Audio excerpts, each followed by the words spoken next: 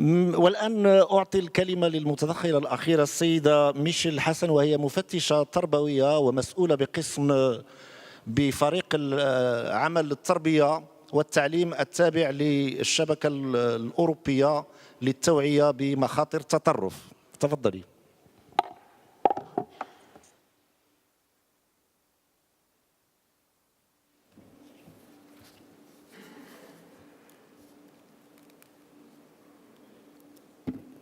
Mesdames, Messieurs, bonjour.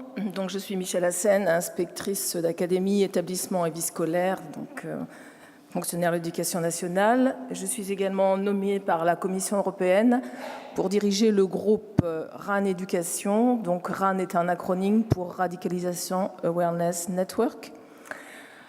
Sans alourdir le propos, je voudrais simplement vous donner quelques indications sur ce réseau qui peut être une ressource pour vous, à la fois sur des outils pratiques et aussi sur la philosophie de ce réseau. Donc, il a été créé en 2011 et il réunit 9 groupes de travail sur la question de la prévention de l'extrémisme violent et de la radicalisation. Le groupe RAN Éducation a été lancé l'année dernière, donc il est co-dirigé par moi et un chef d'établissement en Belgique de langue flamande. L'intérêt donc de lancer un groupe de réflexion européenne sur la question de la prévention de l'extrémisme violent sert à la fois à repérer des bonnes pratiques tous les jours dans les établissements scolaires. Des personnes travaillent sur cette question sans que ce soit pour autant connu et partagé, à faire en sorte que ces bonnes pratiques soient discutées dans des groupes de pairs et proposées à la réflexion des personnes en charge des politiques éducatives. Mon propos sera un propos pragmatique. Il vous parlera essentiellement de ce qui se passe dans les établissements tous les jours, dans les écoles primaires, dans les écoles du second degré et parfois dans les universités sur la question de la prévention de l'extrémisme violent. Nous avons basé nos travaux à partir d'un manifeste pour l'éducation qui a repéré 4 grands points qui doivent être abordés sur cette question, si on veut traiter cette question d'un point de vue pratique. Le premier point concerne le rôle des enseignants et des éducateurs. Le deuxième point concerne le rôle de l'établissement scolaire lui-même en tant qu'organisation et communauté. Le troisième point, le rôle des jeunes eux-mêmes dans la question de la prévention de l'extrémisme violent. Et enfin, le rôle des partenaires, puisque l'on considère que l'école ne peut pas travailler seule, mais qu'elle s'inscrit dans un tissu local et associatif et qu'elle a donc besoin de partenaires.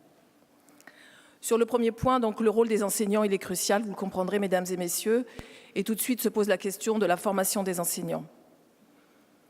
Lorsque nous avons conduit le groupe de travail qui a lieu l'année dernière en Suède, à Gothenburg, sur le rôle des enseignants et leur formation dans la prévention de l'extrémisme violent et de la radicalisation, les enseignants se sont dit volontaires pour faire partie de ce travail, mais se trouvaient en difficulté. Difficulté de comprendre le concept lui-même de radicalisation. Difficulté de tenir avec les élèves des conversations difficiles sur un sujet tabou dans la classe. Difficulté, enfin, de relier leur enseignement, qui ne comporte pas toujours une approche, on va dire, actuelle du problème, aux questions qui concernent les jeunes sur le monde dans lequel ils vont vivre.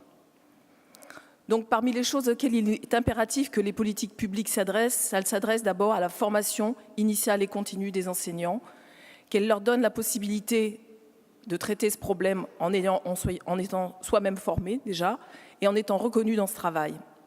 Actuellement, dans plusieurs pays européens, mais j'imagine peut-être dans les pays que vous représentez ici, des enseignants courageusement s'attaquent à la question, mais sont-ils pour autant encouragés et soutenus dans leur démarche? La question est posée. La deuxième question concerne le rôle de l'établissement scolaire. L'établissement scolaire comme espace sécurisé, démocratique, dans lequel il y a la possibilité d'avoir, là encore, des espaces et des temps de travail, soit dans le programme scolaire, et là, il y a une question d'actualisation des programmes scolaires qui est à prendre en compte, soit hors du temps scolaire, en cours de débat démocratique. On parle de citoyenneté à l'école, mais quelle réalité cela signifie-t-il vraiment ?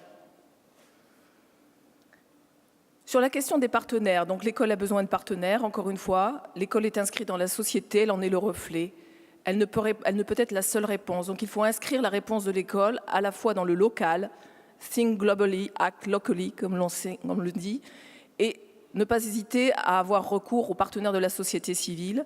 Nous avons ici dans la salle l'association Cartooning for Peace, avec laquelle Laurent a été heureux de collaborer la semaine dernière, parce qu'on considère que l'humour est aussi une bonne réponse. Enfin, le rôle des jeunes. Le groupe RAN Jeunes a été lancé en juin dernier. Il a réuni plus de 60 jeunes de plusieurs pays européens qui nous ont dit qu'ils voulaient faire partie de ce vaste travail. Ils ne veulent pas que l'on leur dise ce qu'ils ont à faire. Ils savent ce qu'ils ont à faire et ils veulent le montrer. J'aborderai très rapidement 3 points qui me paraissent essentiels. Je vais essayer d'être très très brève. Comment peut-on identifier et accompagner les jeunes à risque dans les établissements scolaires ? Bien évidemment, vous comprendrez que ça dépend des politiques gouvernementales. Chaque pays a sur cette question-là des réglementations qui doivent être respectées. En France, pour ceux qui le connaissent, les établissements scolaires, le chef d'établissement a pour obligation de signaler à la cellule préfectorale les jeunes qu'il estime à risque, soit en danger pour lui-même, soit en danger pour les autres. Cette vision de l'identification et du signalement des jeunes à risque peut poser problème. Ainsi, nous avons pu lire dans la presse du Royaume-Uni beaucoup de critiques sur le programme Channel, où les enseignants ont pu dire « We won't spy on our students ». Nous ne voulons pas espionner nos étudiants. Se pose donc la question à la fois de l'identification d'un risque, mais aussi de l'accompagnement des établissements scolaires sur cette question.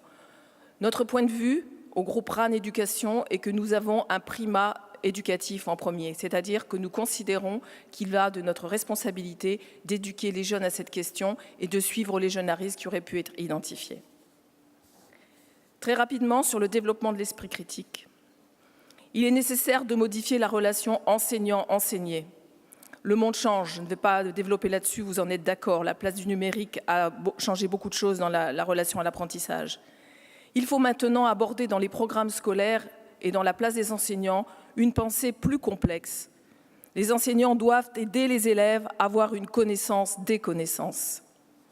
Il faut actualiser les programmes, poser la place de la géopolitique dans une compréhension du monde, à la fois ancrée dans une connaissance historique du fait religieux, mais aussi dans les fractures de l'histoire et la réalité contemporaine.